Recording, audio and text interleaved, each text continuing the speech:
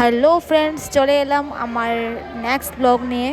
তো ওই দিন আমরা সকাল সকাল রামকৃষ্ণ মঠ থেকে জয়রামবাটি মঠে শিফট হয়েছিলাম। ওই দিন জয়রামবাটিতে আমাদের চেক ইন ছিল মঠে। ওই যে আমাদের রুম, ওই কুটিরে, সারদামার কুটিরে আমাদের থাকার জায়গা ছিল। এই যে রুমের ভেতরটা আমি দেখিয়ে দেই।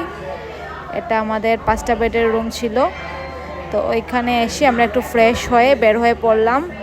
দুপুরবেলা ওইখানে জয়রামবাটিতে লাঞ্চ করলাম আমরা সবাই। ওই যে আমার জেঠিমণি সবাই, ওরাও আমাদের সাথে এসছে। দুপুর লাইন দেখো, খাওয়ার লাইন। দুপুরবেলা আমরা লাঞ্চ করে বের হয়ে পড়লাম আমরা টোটো করে জয়রামবাটি সাইট সিন করার জন্যে। ওইখানে মায়ের অনেকগুলো জায়গা দেখলাম, আমরা ঘুরে ফটো তুললাম।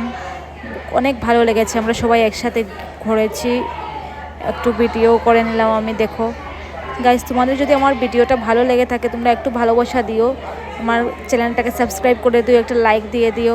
এটা হচ্ছে একটা শিব মন্দির ঠাকুরের। তারপর আমরা রামকৃষ্ণ ঠাকুরের ভাগ্নে হৃদয় ঠাকুরের নাতির দেখা পেলাম। ওনার বাসায় গিয়ে ওনার আশীর্বাদ নিলাম আমরা। ওনার আশীর্বাদ পেয়ে সত্যি খুবই ভাগ্যবান মনে করলাম নিজেকে। ওনার বয়স হয়েছিল 82 বছর। উনি আমাদের ঠাকুরের অনেক কিছু কথা গল্প শোনালেন।